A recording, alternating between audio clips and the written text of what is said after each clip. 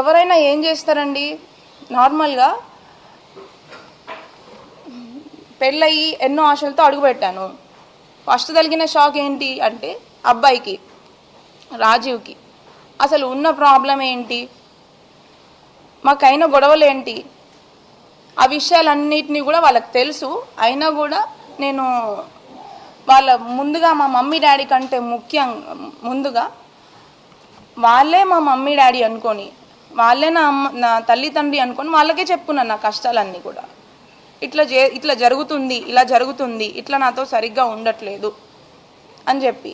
కానీ మమ్మల్ని ఇద్దరిని పక్క పక్కన కూర్చోబెట్టి ప్రాబ్లం ఏంటి అని అడగాల్సింది పోయి మా అత్తగారు శకుంతల నాకు అదేంటి అదనపు కట్నం కోసము నన్ను అన్ని విధాలుగా ఇబ్బంది పెట్టారు, వాళ్ళ ఫ్యామిలీ అంతా కూడా. మీరు ఖచ్చితంగా అది మొన్న బయటికి వచ్చిన ఆడియోలు వీడియోల ద్వారా చూసే ఉంటారు నన్ను ఏ రకంగా ఇబ్బంది పెట్టారని. అయితే అవి కొన్ని మాత్రమే. ఇంకా కూడా నేను చేసిన ఒక్క విషయం ఏంటంటే, నాకు జరిగిన అన్యాయము, నేను ఎదుర్కొన్న ఇబ్బందులు ఖచ్చితంగా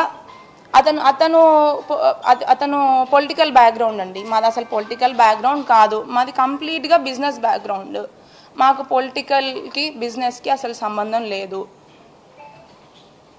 సో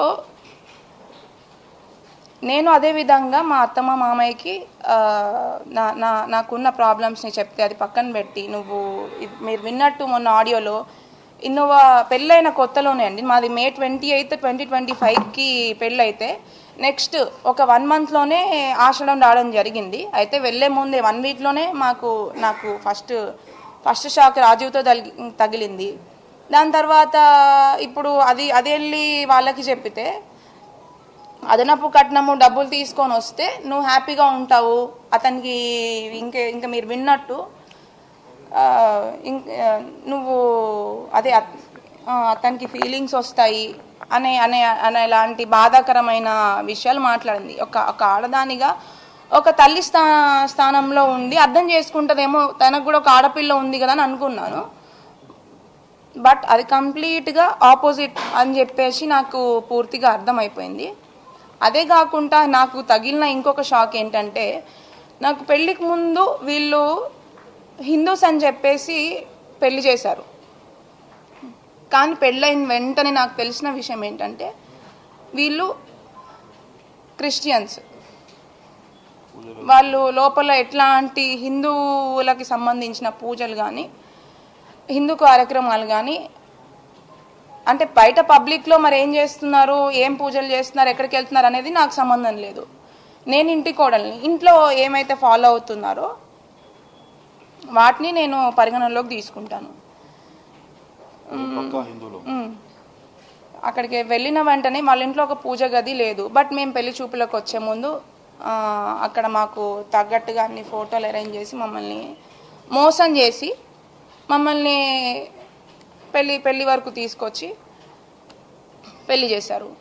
అది ఇవి ఇప్పుడు అబ్బాయితో ఒకటైతే, సెకండ్ వచ్చేసి క్రిస్టియన్స్ అని చెప్పేసి తెలియకుండానే పెళ్లి చేసి, నేను క్రిస్టియానిటీ ఫాలో అవటం అనేది నేను తప్పుగా పరిగణించట్లేదండి. ఎవరి దేవుని వాళ్ళు రెస్పెక్ట్ చేస్తారు. బట్ చెప్పకుండా పెళ్లి చేసి మోసం చేసిందే కాక బలవంతం చేయడం అనేది ఇంకొక తప్పు. అవన్నిటిని నేను ఎఫ్ఐఆర్లో క్లియర్గా చెప్పినా చెప్పకున్నా ఇప్పుడు డైరెక్ట్గా మీకు ప్రతి ఒక్కరికి నా బాధ అర్థమవుతుంది అని చెప్పి ఇప్పుడు ఇంకొకసారి మీకు అందరికీ చెప్పుకుంటున్నాను. ఎందుకంటే అవన్నీ కూడా నేను చెప్పిన దాంట్లో 100కి 100% ట్రూత్. అది ఆధారాలు కూడా ఇంకా కూడా దానికి సంబంధించిన ప్రతి ఒక్క ఆధారం నేను ఎఫ్ఐఆర్లో ఉంచిన ప్రతి ఒక్క అక్షరానికి నాకు దానికి సరైన ఆధారాలు ఇంకా కూడా ఉన్నాయి. అవి కూడా మీకు అర్థమయ్యేటట్టు నా మీద ఫ్యూచర్లో తప్పుడు ప్రచారాలు, ఇదంతా ఏదో రాజకీయం కోసం చేస్తుంది అని చెప్పి డైవర్ట్ కాకుండా నా దగ్గర ఇంకా కూడా ఎవిడెన్స్ ఉన్నాయి. వాటిని అన్నిటిని కూడా మీకు తొందరలోనే సమయాన్ని బట్టి మీకు ఖచ్చితంగా వాటిని మేము తీసుకొద్దామని అనుకుంటున్నాము. అండ్ ఇది ఇది ఇది ఫస్ట్ అయితే. సెకండ్ వాళ్ళదైతే ఇంకొకటి వచ్చి అసలు ఉన్న ప్రాబ్లమ్స్ని పక్కన పెట్టేసి ఆమె శకుంతల గారు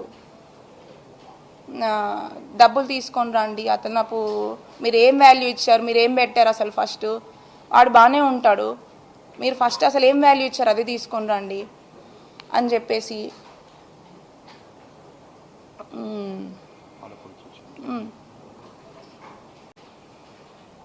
చెప్పేసి అన్ని రకాలుగా. అండ్ నేను ప్రతి ఒక్క రోజు అక్కడ ఆవిడ బైబిల్ చదువుతున్నా, నేను వాటిని అన్నిటినీ నేను ప్రతి ఒక్కదాన్ని నేను రెస్పెక్ట్ చేస్తాను ఖచ్చితంగా. బట్ నన్ను బలవంతం చేయడం అనేది ఖచ్చితంగా 100కి 100% తప్పు. అండ్ మా దేవుళ్ళని ఇప్పుడు నేను వాళ్ళని బతిలాడుకోగా నాకు ఒక 3rd ఫ్లోర్లో ఒక పూజ గది పెట్టారు. దాంట్లో కనీసం నేను అగరబత్తులు వెలిగించి గంట కొట్టాలన్నా కూడా చాలా భయపడేదాన్ని. ఎందుకంటే ఆమె ఆ టైంలో చేసిన నాకు ఆ వ్యాఖ్యల వల్ల ఫస్ట్ నాకు పూజ చేయాలన్నా కూడా దాంట్లో భయమేది. ఎందుకంటే ఆమె ఎట్లాంటి వ్యాఖ్యలు చేసిందంటే, అసలు మీ దేవుళ్ళు కూడా దేవుళ్ళేనా, అసలు ఇద్దరు అంటే నాకు శివుడు అంటే చాలా ఇష్టం అనమాట. ఎప్పటి నుంచో చిన్నప్పటి నుంచి నేను అక్కడ కూడా వెళ్ళిన తర్వాత ఆ దేవుడినే పూజించుకున్నాను. ఆ దేవుళ్ళ గురించి కూడా అసలు ఇద్దరు వైఫ్లు ఉంటారు, ఇద్దరు పిల్లలు ఉంటారు, వాళ్ళకు కూడా అన్ని మనుషుల్లాగానే అన్నీ ఉన్నాయి. అసలు వాళ్ళ దేవుళ్ళు ఎట్లా అవుతారమ్మా? ఇప్పుడు నువ్వు పూజ చేసావు, ప్రసాదం పెడితే దేవుడు తినేస్తాడా అని చెప్పి ఇట్లాంటి మాటలు మాట్లాడడం కూడా చాలా తప్పు. ఫస్ట్ థింగ్ ఆమె ఇంకా నువ్వు హిందువు, మీ దేవుళ్ళు నమ్ముకున్నావు కాబట్టి నీకు ఇట్లా అయిందేమో, మా దాంట్లోకి వచ్చేసేయి అని చెప్పి ఇట్లాంటి మాటలు మాట్లాడేదన్నమాట. నేను ఎప్పుడు కూడా వాళ్ళ దేవుళ్ళని అయితే నేను తప్పుపట్టలేదు. ఎవరి దేవుడు వాళ్ళకి, ఎవరి దేవుళ్ళు వాళ్ళకే గొప్ప.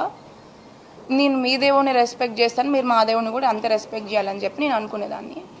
అయితే పెళ్ళైన తర్వాత కూడా వీటన్నిటినీ కూడా నేను ఎదుర్కోవడానికి కారణము, అన్నిటినీ కూడా తట్టుకోవడానికి కారణం ఏంటంటే, ఒక ఆడపిల్లగా ఇట్లా బయటికి రావాలి, ప్రతి ఒక్కళ్ళ దగ్గర లో ఫోకస్ అవ్వాలి అని చెప్పి ఏ ఆడపిల్ల అనుకోవద్దు.